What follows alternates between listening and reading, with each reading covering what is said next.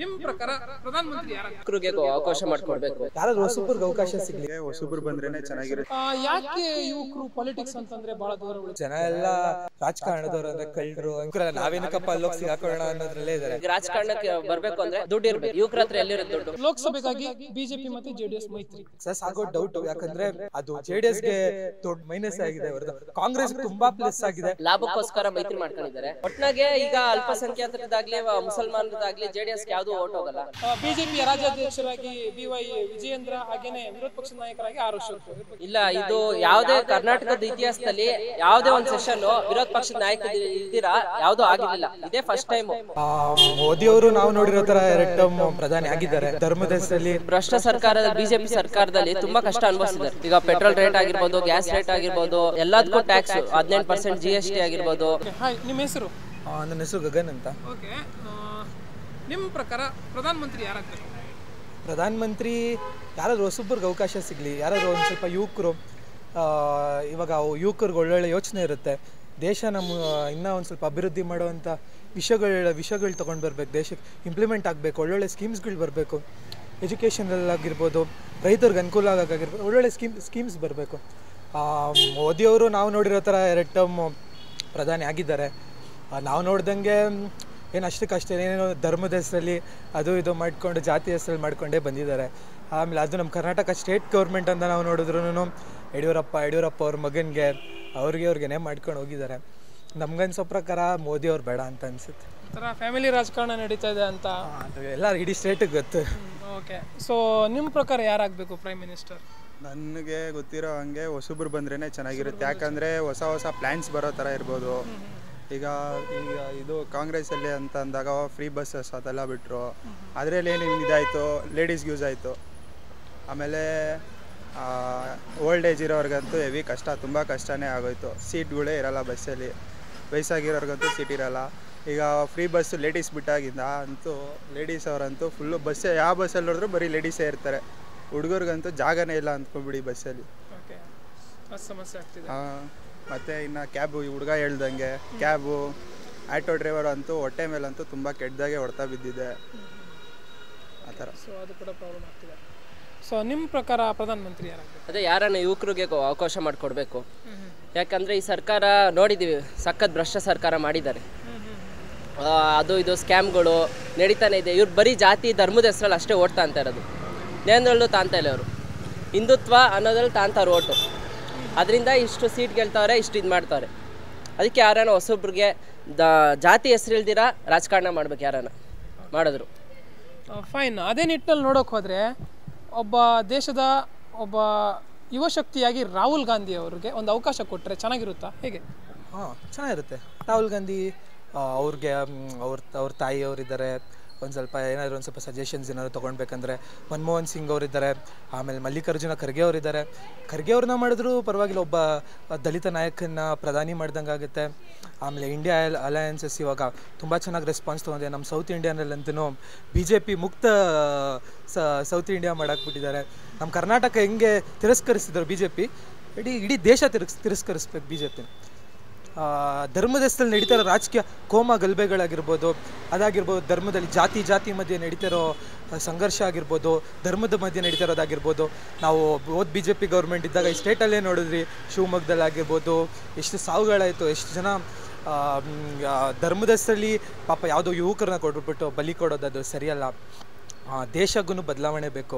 ರಾಜ್ಯದಲ್ಲಿ ಬದಲಾವಣೆ ಆಗಿದೆ, ನೋಡೋಣ. ಇನ್ನು 1 ವರ್ಷನೂ ಆಗಿಲ್ಲ, ಒಂದು 6-7 ತಿಂಗಳಾಗಿದೆ ಅಷ್ಟೇ ಸರ್ಕಾರ ಬಂದು. ಸಿದ್ದರಾಮಯ್ಯನವ್ರು ಚೆನ್ನಾಗಿ ನಡೆಸ್ಕೊಂಡು ಹೋಗ್ತಿದ್ದಾರೆ, ನೋಡೋಣ. ನಿಮ್ಗೇನು ಅನಿಸುತ್ತೆ, ರಾಹುಲ್ ಗಾಂಧಿ ಅವ್ರು ಪ್ರಧಾನಿ ಆಗಬೇಕಾ? ಹೇಗೆ? ಅವ್ರು ಹೇಳ್ದಂಗೆ ಆದರೆ ಚೆನ್ನಾಗಿರುತ್ತೆ. ಸೊ ನೀವೇನು ಹೇಳ್ತೀರಾ? ರಾಹುಲ್ ಖಂಡಿತವಾಗಿ ಒಂದು ಅವಕಾಶ ಕೊಡಲೇಬೇಕು. ಯಾಕಂದರೆ ಅವ್ರ ಮನೆತನ 3 ತಲೆಮಾರು ನೋಡಿದ್ದೆ. 3 ತಲೆಮಾರು ಅವರು ಮನೆತನ ಆಳ್ಕೊಂಬಂದಿದೆ ದೇಶನ. ಖಂಡಿತವಾಗಿ ಒಂದು ಅವಕಾಶ ಕೊಟ್ಟರೆ ದೇಶನ ಇನ್ನೂ ಮುಂದೆ ತಗೊಂಡು ಹೋಗ್ತಾರೆ ಅನ್ನೋ ಭರವಸೆ ಇದೆ. ಸೊ ಈಗ ಸ್ಟೇಟ್ ಗೌರ್ಮೆಂಟ್ ಬಗ್ಗೆ ಬರೋದಾದರೆ ಹೇಗಿದೆ ಅಂತೀರಾ? ಸ್ಟೇಟ್ ಗೌರ್ಮೆಂಟ್ ಮತ್ತು CM ಅವ್ರು ಹೇಗಿದ್ದಾರೆ?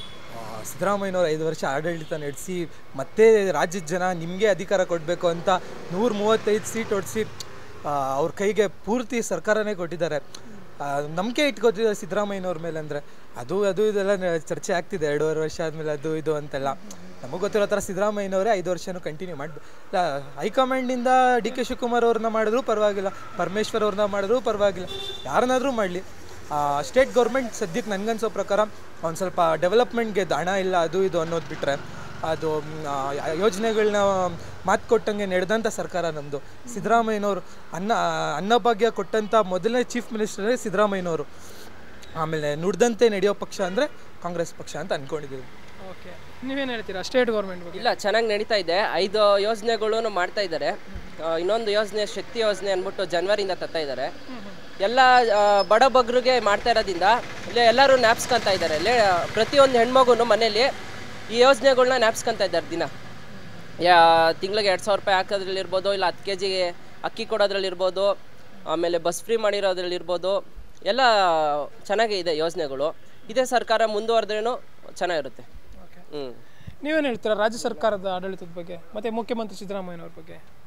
ನನಗೆ ಅಷ್ಟೊಂದು ಗೊತ್ತಿಲ್ಲ, ಅವರಿಬ್ಬರೇ ಜಾಸ್ತಿ ಪೊಲಿಟಿಕ್ಸಲ್ಲಿ ಇನ್ವಾಲ್ವ್ ಆಗಿರೋದು. ಫೈನ್. ಸೊ ನಿಮಗೆ ಕೇಳ್ತೀನಿ, ಈಗ ಈ ಯೋಜನೆಗಳಿಂದ ಕೆಲವರ ಅಭಿಪ್ರಾಯ ಅಭಿವೃದ್ಧಿ ಆಗ್ತಾ ಇಲ್ಲ, ಬರೀ ಫ್ರೀ ಅಂತ ಅಲ್ಲೇ ಹೋಗ್ತಿದೆ ಅಂತ, ಅದ್ರ ಬಗ್ಗೆ ಏನು ಹೇಳ್ತೀವಿ? ಫಸ್ಟ್ ಆಫ್ ಆಲ್ ದೇಶದಲ್ಲಿ ಎಷ್ಟೋ ಜನ ಅನ್ನ ಇಲ್ದಿರ ಮಲ್ಕೊತಾರೆ ಬೀದಿಯಲ್ಲಿ. ಎಷ್ಟೊಂದು ಜನ ಊಟ ಇಲ್ಲ, 3 ಹೊತ್ತು ಊಟ ತಿನ್ನೋಕ್ಕಾಗ್ತಿಲ್ಲ. ಈ ಯೋಜನೆಗಳಿಂದ ಜನ ಇವಾಗ ಬಸ್ಸಲ್ಲಿ ಹೋಗೋದ್ರಿಂದ ಒಂದು ಸ್ವಲ್ಪ ದುಡ್ಡಾರು ಉಳಿಸ್ತಾರೆ, ಏನಾದರೂ ಒಂದು. ಆಮೇಲೆ ಅಕ್ಕಿ ಆಗಿರ್ಬೋದು, ಆಮೇಲೆ ಹೆಣ್ಮಕ್ಳಿಗೆ 2,000 ಸಾವಿರ ಕೊಡೋದಾಗಿರ್ಬೋದು. ಏನೊಂದು ಫ್ಯಾಮಿಲಿ ಇದೆ, ನಿಮಗೆ ಗೊತ್ತಲ್ಲ ಈ ನಡುವೆ ಪೆಟ್ರೋಲ್ ಪ್ರೈಸು, ಗ್ಯಾಸ್ ಪ್ರೈಸ್ ಎಲ್ಲ ಎಷ್ಟು ಏರಿಕೆ ಆಗಿದೆ. ಇದರಿಂದ ಜನಕ್ಕೆ ಓಡೋಕ್ಕೆ ಅಷ್ಟಿಲ್ಲ ಅಂದ್ರೂ ನೆಮ್ಮದಿಯಿಂದ ಊಟ ಮಾಡ್ಕೊಂಡು 3 ಹೊತ್ತು ಮಲಗೋ ಅಷ್ಟಂತೂ ಇದೆ ನನ್ನ ಪ್ರಕಾರ. ಆಮೇಲೆ ಅಭಿವೃದ್ಧಿಗೆ ಹಣ ಇಲ್ಲ, ಎಲ್ಲರಿಗೂ ಗೊತ್ತಿರೋ ವಿಷಯ. ನೋಡೋಣ ಮುಂದೆ ಸರ್ಕಾರ ಹೆಂಗೆ ತೊಗೊಂಡು ಹೋಗ್ತಾರೆ, ಅಭಿವೃದ್ಧಿ ಮಾಡ್ತಾರೋ ಇಲ್ವೋ ಎಲ್ಲ.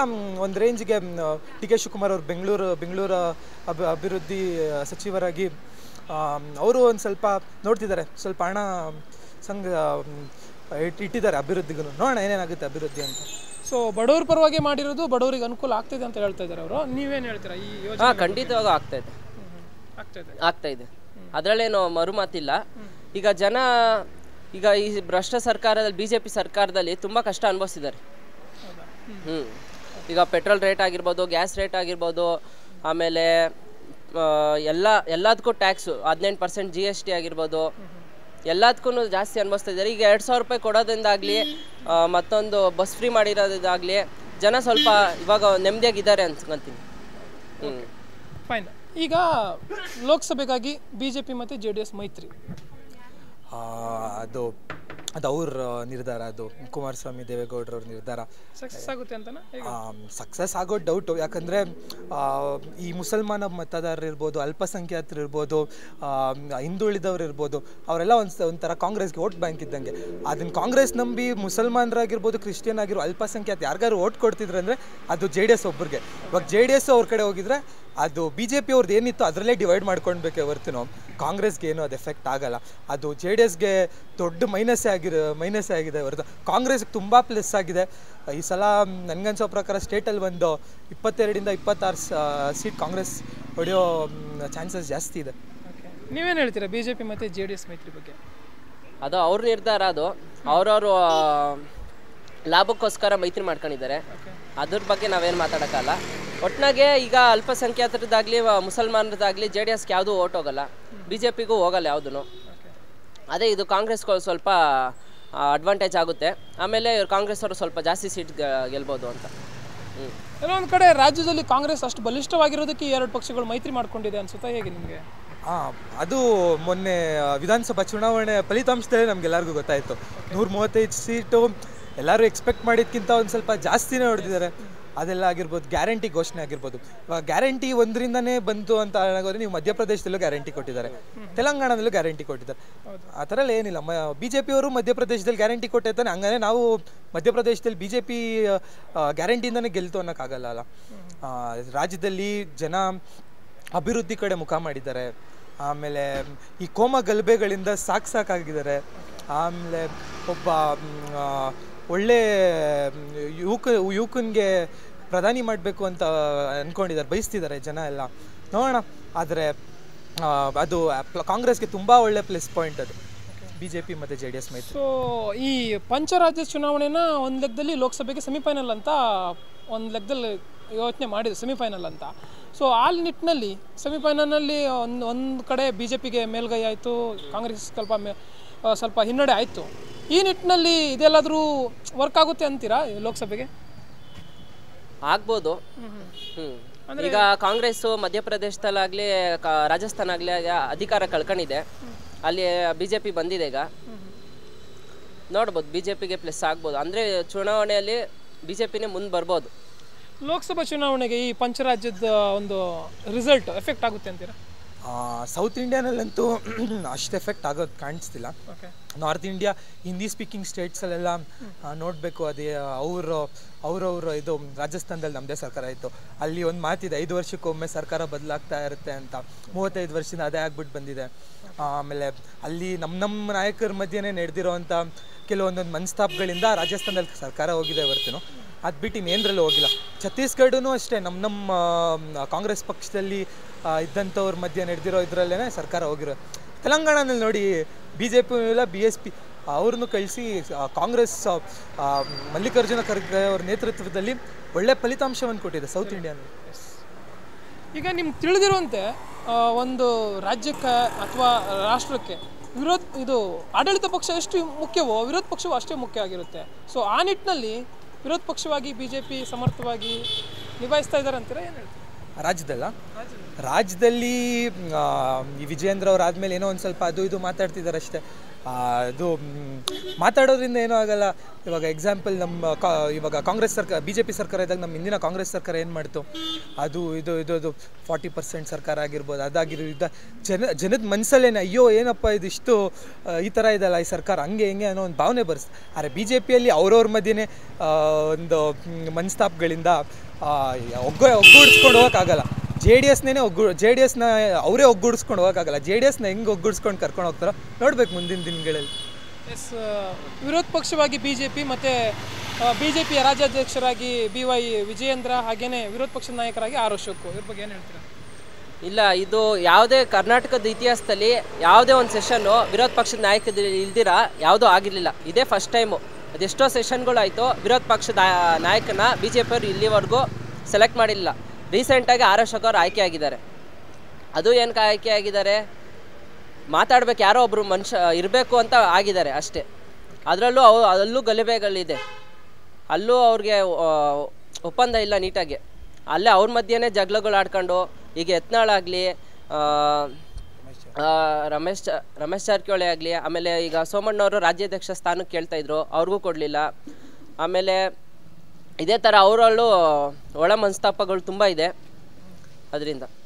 ಓಕೆ, ಸೊ ನಿಮಗೆ ಯೂತ್ಸಿಗೆ ಒಂದು ನೇರವಾದ ಪ್ರಶ್ನೆ, ಯಾಕೆ ಯುವಕರು ಪಾಲಿಟಿಕ್ಸ್ ಅಂತಂದರೆ ಭಾಳ ದೂರ ಉಳಿತಾರೆ ಅಂತಂದರೆ ಪಾಲಿಟಿಕ್ಸಲ್ಲಿ ಇನ್ವಾಲ್ವ್ಮೆಂಟ್ ಆಗೋದಂಥದ್ದಲ್ಲ, ಬಟ್ ದೇಶ ಕಟ್ಟುವ ನಿಟ್ಟಿನಲ್ಲಿ ಯಾರಿಗೆ ಮತ ಹಾಕಿದ್ರೆ ಒಳ್ಳೆಯದು ಅದ್ರ ಬಗ್ಗೆ ಒಂದು ಡಿಬೇಟ್ಗಾಗಲಿ ಅಥವಾ ಒಂದು ಅದ್ರ ಬಗ್ಗೆ ಯೋಚನೆ ಮಾಡಲ್ಲ, ಯಾಕೆ ಅಂತೀರ ನೀವು? ಈ ಜನ ಎಲ್ಲ ರಾಜಕಾರಣದವ್ರು ಅಂದರೆ ಕಳ್ಳರು ಹಂಗೆ ಹಿಂಗೆ ಅಂದ್ಬಿಟ್ಟು ಯುವಕರೆಲ್ಲ ನಾವೇನಕ್ಕಪ್ಪ ಅಲ್ಲೋಗಿ ಸಿಗಾಕೊಳ್ಳೋಣ ಅನ್ನೋದ್ರಲ್ಲೇ ಇದ್ದಾರೆ. ಆ ಥರ ಎಲ್ಲ ಏನಿಲ್ಲ. ಯುವಕರು ಬರಬೇಕು, ಹೊಸತನ ಬರಬೇಕು, ಹೊಸ ಹಳೆಯದೊಳ್ಬೇಕು ರಾಜ್ಯದಲ್ಲಿ. ಆಮೇಲೆ ಜನ ಯುವಕರ ತಲೆಯಲ್ಲಿ ಇವಾಗ ವಯಸ್ಸಾದವ್ರ ತಲೆಗಿಂತ ಯುವಕರ ತಲೆ ಇಟ್ಟರೆ ಫಾಸ್ಟಾಗಿ ರನ್ ಆಗುತ್ತಲ್ವ. ಅವ್ರ ತಲೆಯಲ್ಲಿ ಏನಿದೆ ಅದನ್ನು ಇಂಪ್ಲಿಮೆಂಟ್ ಮಾಡಬೇಕಲ್ಲ ದೇಶದಲ್ಲಿ. ದೇಶದ ಅಭಿವೃದ್ಧಿಗೋಸ್ಕರ ಯುವಕರು ತುಂಬಾ ಮುಖ್ಯ. ಯುವಕರು ಮುಂದೆ ಬಂದ್ಬಿಟ್ಟು ರಾಜಕಾರಣನೂ ಮಾಡಬೇಕು, ಒಳ್ಳೆ ನಾಯಕರನ್ನ ಗೆಲ್ಲಿಸ್ಬಿಟ್ಟು ಕಳಿಸ್ಲೂಬೇಕು. ನೀವೇನು ಹೇಳ್ತೀರಾ ಅಂದರೆ ಇವಾಗಿನ ಅಂತಂದರೆ ಪ್ರೆಸೆಂಟ್ ಸಿಚುವೇಶನಲ್ಲಿ ಯುವಕರು ರಾಜಕಾರಣ ಅಂತಂದರೆ ದೂರ? ಈಗ ಏನಂದರೆ ಈಗ ರಾಜಕಾರಣಕ್ಕೆ ಬರಬೇಕು ಅಂದರೆ ದುಡ್ಡು ಇರಬೇಕು. ಯುವಕರ ಹತ್ರ ಎಲ್ಲಿರೋದು ದುಡ್ಡು? ಈಗ ಅಲ್ಲಿ KR ಪೇಟೆ ಇದು ಯಾರದು ನಿಂತ್ಕೊಂಡಿದ್ದು, ಚಂದನ್ಗೌಡರು ಅವರು ಚಂದನ್ಗೌಡರು ನಿಂತ್ಕೊಂಡ್ರು. ಎಷ್ಟು ಮತ ತಗೊಂಡ್ರು? 8,000 ಮತ ತಗೊಂಡ್ರು. 8,000 ಮತ ತಗೊಂಡ್ರು.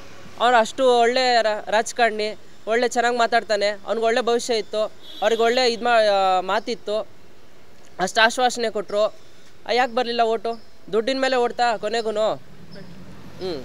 ಅದಕ್ಕೆ ಸ್ವಲ್ಪ ಯಾಕೆ ಸುಮ್ಮನೆ ಹೋಗೋದು, ಸುಮ್ಮನೆ ಯಾಕೆ ಇರೋ ಹೆಸರನ್ನು ಕಳ್ಕೊಳ್ಳೋದು ಅಂತ ಯುವಕರು ಹಿಂದೆ ಉಳಿತಾ ಇದ್ದಾರೆ.